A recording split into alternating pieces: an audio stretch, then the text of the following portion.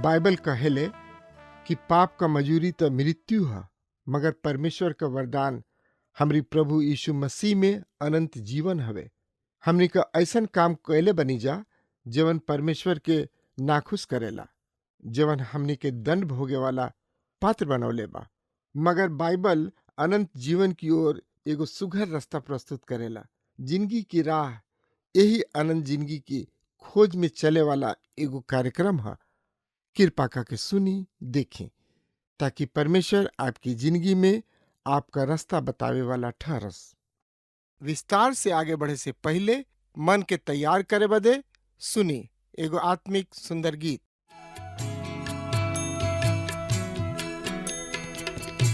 यीशु के शरणवा में शांति मिली है भाई, यीशु के आराधना में मन दा लगाई, यीशु के आराधना में मन दा लगाई, यीशु के आराधना में।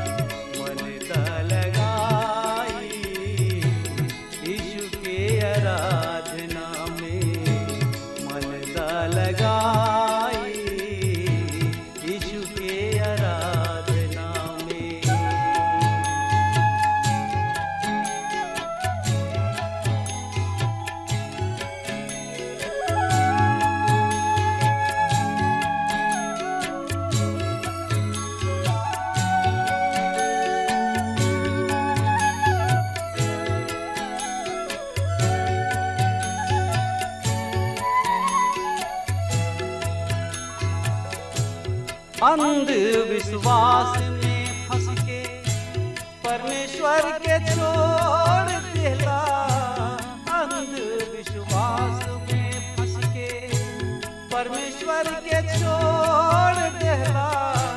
सोच विचार के देखा जिंदगी में का पैला, माटी के शरीर एक दिन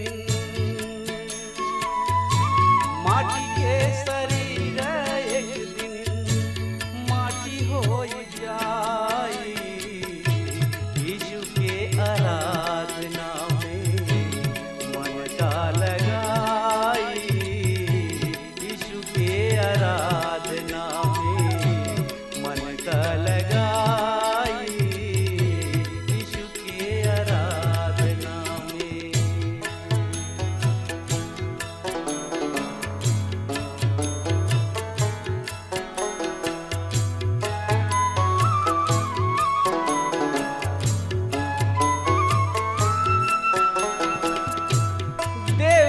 परी एक दिन जिंदगी के लेखा देवे के परी, देवे के परी, देवे के परी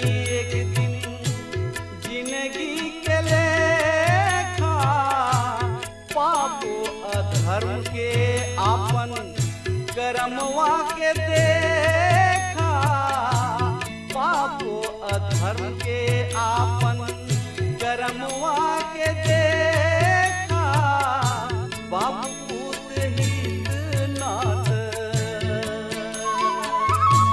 बाप पूत हित नाथ, केहू ना बचाई, यीशु के शरणवा में शांति मिली है भाई, यीशु के आराधना में मन त लगाई, यीशु के आराधना में।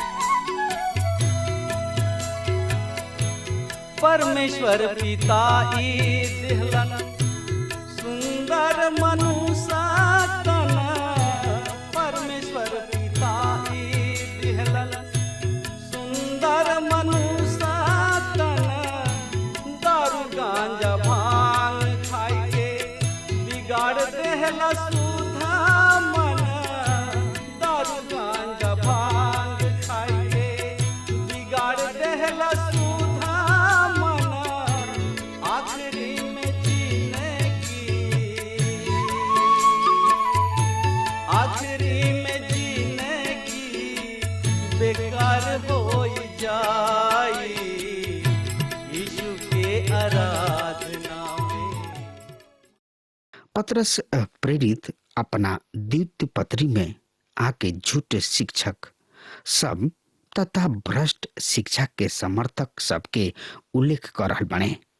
उ ऐतिहासिक तथ्य सबके आधार पर आपन विषय स्पष्ट करताने। उ समझा रहल बने कि पूर्व काल में परमेश्वर स्वर्गदूत सबके दंड देवे में ढिलाई ना करी है, ना ही कोइलन। परमेश्वर के दूत सब एवं शैतान के दूत सब के विषय आज वाद विवाद अनेक बा, मतभेद अनेक बा, साथ ही ई विषय लोकप्रिय भी बहुत अधिक बा। वरन तथ्य ई बा कि एह और कुछ अधिक ही रुचि दिखावल जा रहल बिया। ए विषय पर बहुत सब साहित्य उपलब्ध बा। हाँ, ए विषय जानकारी होखल उपयुक्त बा, पर अन्य विषय बा जौना के प्रकाशित दिहल गोल उपयुक्त हुई। उ बड़ रुचि देखावेलन ख्रिस्ट विरोधी के विषय में। पूछेलन के ह ख्रिस्ट विरोधी? हम तो इहे कहे चाहब, हमरा नइखे मालूम और हम यही विषय में जानल भी नहीं चाहत। रउआ ही विचार करी, का पौलुस प्रेरित पतरस प्रेरित में कभी भी ई परिभाषा कैल करत रहन? हम शैतान के और ओकरा शक्ति के जाने के इच्छा न रखिना नानु। एकरा विपरीत पौलुस फिलिपी के मसीही सबके लिखले रहन, हम ई चाहतानी कि हम मसीह के जान ली, उनका पुनरुत्थान के सामर्थ्य के अनुभव करी तथा मृत्यु में उनका सदृश्य बना के उनकर दुख भोग के सहभागी बन जाई। परमेश्वर एवं उनकर बेटा प्रभु यीशु मसीह के जानल अनंत जिंदगी है। पवित्र शास्त्र हमनी के कहीं भी आदेश ना देला कि हमनी के यीशु मसीह विरोधी के विषय अधिक से अधिक जानकारी प्राप्त कर ली। इस सत्य बा कि हमनी के उनकर युक्ति सबसे उत्तम रीति से अवगत होखल जरूरी बा। हमके ओकरा से सावधान रहल बहुत ही जरूरी बा।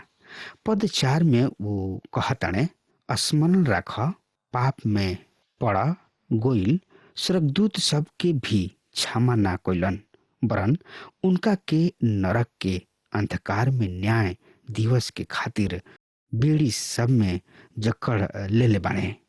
अनेक व्याख्याकार एह उत्पत्ति के 6वां अध्याय के प्रसंग मानेलन। पर यहाँ ई पद सही में कौना और संकेत करता। यहाँ कुछ अनुमान के सहायता शायद उपयुक्त हुई। फिर भी पवित्र शास्त्र हमनी के यहाँ धुंधला चित्र में एक और उल्लेख जरूर करी है। प्रकाशमान ग्रंथ में भी एक और पढ़ सकता नहीं, यानी कि प्रकाशित वाक्य में भी एक और संकेत दिहल गइल बा, तथा अनेक नबी यह विषय के तनकी सा जरूर छुएलन। पृथ्वी पर मानव बहुत ही देर में अलन। मानव के सृष्टि के पूर्व पृथ्वी पर एगो सृष्टि विद्यमान रहे। जी हाँ, मानव के आवे के पूर्व भी परमेश्वर के कार्यक्रम चलत रहे। एकरा के समझ ली तब यहाँ अनेक सृष्टि बोध प्राणी विद्यमान रहे। और याद करी कि स्वर्गदूत भी सृष्टि प्राणी है, उनका के सृजल गोल और उन्हीं में से कुछ परमेश्वर के विरोध कर दिले और वो विद्रोह के लीडर शैतान के अनुचर हो गइलन।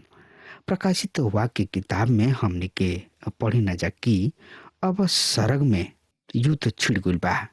मिकाएल और उनकर दूत सब के पंखदार सांप से लड़ के पड़ल। पंखदार सांप और उनकर दूत उनकर सामना करले, पर ऊ टिक ना सकले। अनंत अतीत में शैतान नामक प्राणी परमेश्वर के विरुद्ध विद्रोह के नेतृत्व कैले। उनको भी अधिक नाम बा। महान हठी झूठ के बाबू एगो बड़ संख्या में स्वर्गदूत उनकर साथ दिहले। पतरस सूचना दे रहल बाणे कि ई विद्रोही सैनिक अब पहले ही बेड़ी सब में जकड़ लिहल गइल बाणे। ऊ इस समय बेड़ी सब में जकड़ल पड़ल बाणे, पर कुछ के बाणे जौन की अभी बंदी नहीं खन बनावल गइल। अब ऊ निष्क्रिय नहीं खन, ऊ अभी बहुत ही क्रियाशील बाणे। यह ऊ अशुद्ध आत्मा सब जौना के उल्लेख कल गइल बा। आज अलौकिक अभूतपूर्व घटना सब भी देखल जा रहल बिया। अतः रुआ ई मत भूली कि हर एगो चमत्कार परमेश्वर ही के सामर्थ्य में नइखे कइल जा रहल। कुछ शक्ति सब अभी भी शैतान किने भी बा। अतः यहाँ इस साफ बा कि अब ओ समय से संबंधित बा जब पृथ्वी पर मानव सृजल ना गोल रहे। ओ समय परमेश्वर के विरुद्ध विद्रोह हो चुकल रहे। तब देखी नरक के अंधकार के विषय में। यहाँ इस शब्द नरक एगो असामान्य शब्द है जौन के उपयोग बहुत अधिक नइखे कइल गइल। यूनानी शब्द तारतारुस। यूनानी खोवल अज्ञात कोइल करत रहन। ई ऊ स्थान ना ह जौन के चित्रण नरक के रूप में हमनी के सामने कोइल जाला। ई समझ ली कि नरक अभी कार्य शुरू करे खातिर खोवल नइखे कोइल। अभी एकरा शुरू होखे में काफी समय बा। अभी शैतान नरक में नइखे। ऊ परमेश्वर के नजर में आजादी से घूम रहल बा। ऊ परमेश्वर की उपस्थिति में जाए के खातिर भी आजाद बा। अयुब की किताब में एक साफ वर्णन बा, यानी कि बखान बा। तब पतरस के अनुसार ऊ गरिजत सिंह के समान बा जौन की अपना शिकार के खोज में घूमत फिरेला। पतरस प्रेरित कर रहल बने शैतान नरक में बंद नहीं खन, केवल उनकर कुछ दूत एह समय बंदी नहीं खन। बेड़ी सब के खातिर यूनानी शब्द से इरा जौन के अर्थ होला बेड़ी सब, पर अनेक के मत बा कि ई शब्द होखे के रहे से इरा विश्वास जोग प्रतिलिपि सब में यह शब्द पावल गुल बा। एकर अर्थ होला गढ़ा अथवा गुफा। दोनों यूनानी शब्द में गहरा संबंध बा, पर सही में केवल जाव वाक्य संरचना तथा तार्किक दृष्टिकोण से स्वर्गदूत सब के अंधकार में डालल ही उपयुक्त लगता। लोग कल्पना करलन नरक अग्निमय स्थान है, पर यहाँ तो अंधकार में गढ़ा कहल अर्थात वहाँ अग्नि के होकल असंभव लागता। अग्नि और प्रकाश के साथ होला। कल्पना करी अनंत काल केवल अंधकार में बितावल कैसन लागला। न्याय दिवस के खातिर अर्थात अभी उनकर न्याय भइल नइखे। अभी उन पर केवल आरोप ही लगावल गइल बा। उनका न्याय की प्रक्रिया अपना नियम समय पर पूरा करे के बा।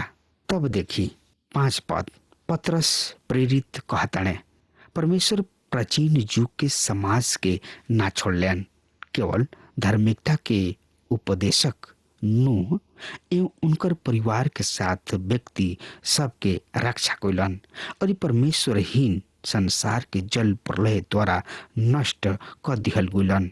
प्राचीन युग के ना छोड़लन। परमेश्वर प्राचीन युग के समाज के ना छोड़ले। अगला अध्याय में पतरस 3 संसार के उल्लेख कर रहल बने। उ संसार है नूह के पूर्व के संसार। नूह के 7 आदमी रहन। नूह उनकर 3 बेटा, उनकर मेहरारू सब और नूह के मेहरारू। ये आदमी जल प्रलय में नष्ट होके से बचा लिहल गइलन। संसार के अन्य सब मनुष्य जीवित सत्य परमेश्वर से पूरा रीति से ओ समय दूर हो चुकल रहन।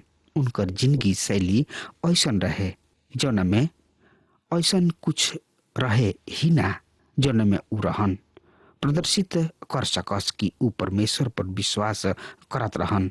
उ पूर्णतः परमेश्वरहीन संसार के निवासी रहन, अर्थात उनकर जिंदगी केवल शारीरिक तल पर ही जियल जात रहे।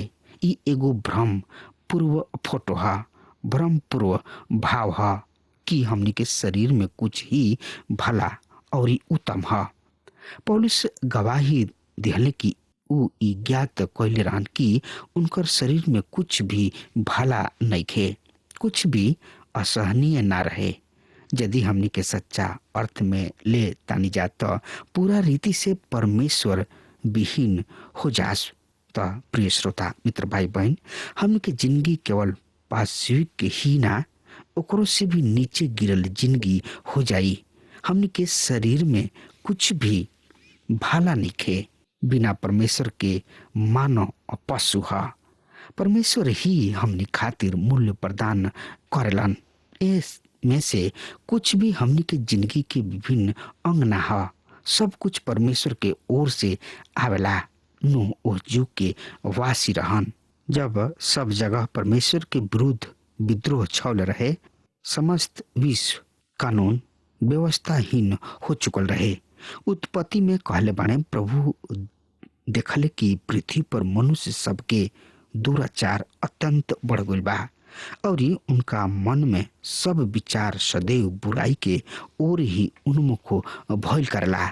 सिंह हर जगह व्याप हो चुकल रहे। परमेश्वर हस्तक्षेप कैलन।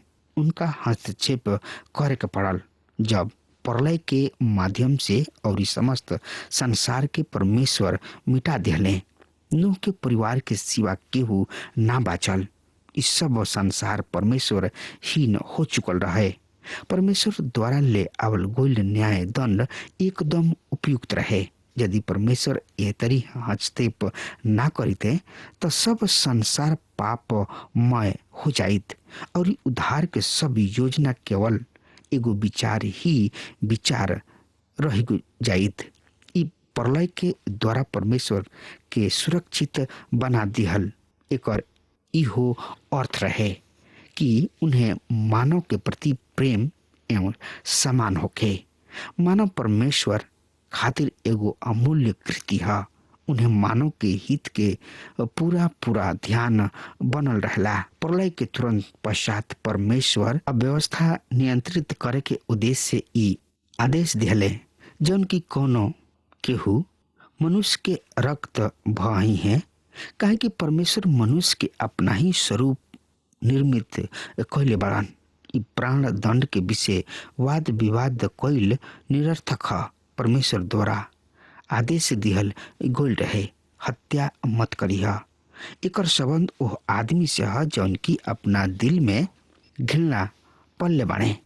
उ अपन सब मानवीय क्रोध घृणा तथा स्वार्थ के रूप में प्रकट करत रहलन। प्रिय श्रोता मित्र भाई बहन, इहो हत्या ही है, पर सरकार के ओर से ई आदेश प्राप्त बा वो आदमी के प्राण दंड द जौन की कोनो अन्य आदमी के प्राण खातिर बा। कहे कौना कारण से यदि कोनो हत्यारा के बिना दंड दिहले छोड़ देता नी, रुआ मानव जिंदगी के ना तो समान कर रहल होइना और ना उनका कोनो तरी से मूल्यवान समझे के संकेत देता ने। हत्यारा तो अपना स्वार्थ के परिणाम में हत्या कर गइलन।